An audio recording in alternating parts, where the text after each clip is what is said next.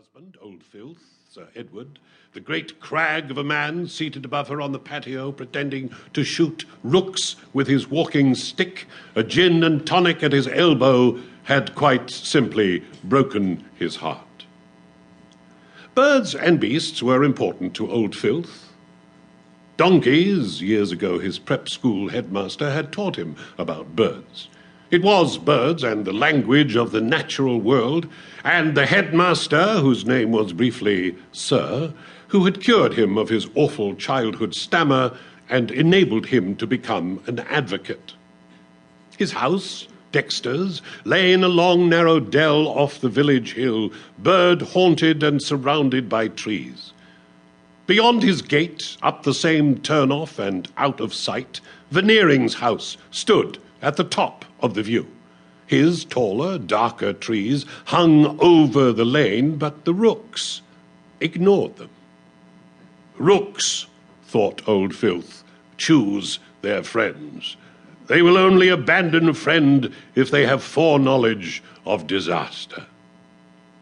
Each night before sleep and each morning, Filth lay in his bed straight as a sentry, striped chill-proof pajamas, neatly buttoned, handkerchief in breast pocket carefully folded, and listened to the vigorous clamour of the rooks and was comforted.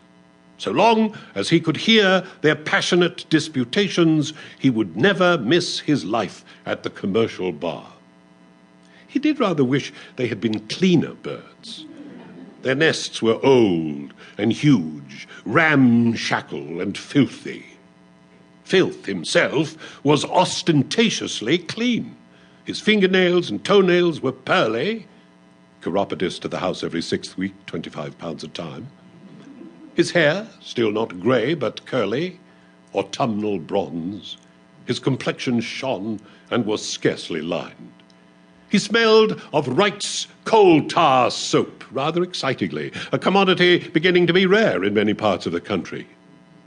He must have had something to hide, said young barristers. Something nasty in his woodshed. What? Old Filth, they cried. Impossible. They were, of course, wrong. Eddie Feathers, QC, had as much to hide as everybody else. But whatever it was, it would have nothing to do with money. He never mentioned the stuff. He was a gentleman to the end. There must have been buckets of it somewhere, bucket upon bucket upon bucket, thanks to the long, long international practice. And he spent nothing, or nothing much. Maybe a bit more than the mysterious Veneering next door. He was not a vain man. He strode about the lanes in expensive tweeds, but they were very old. Not much fun, but never pompous. If he ever brooded upon his well-organized millions, managed by impeccable brokers, he didn't think about them much. He joked about them occasionally. Oh, yes, I have held the gorgeous East in fee, he would say, ha, ha, and quoting Sir, his headmaster. He himself never went to the theatre or read poetry, for he wept too easily.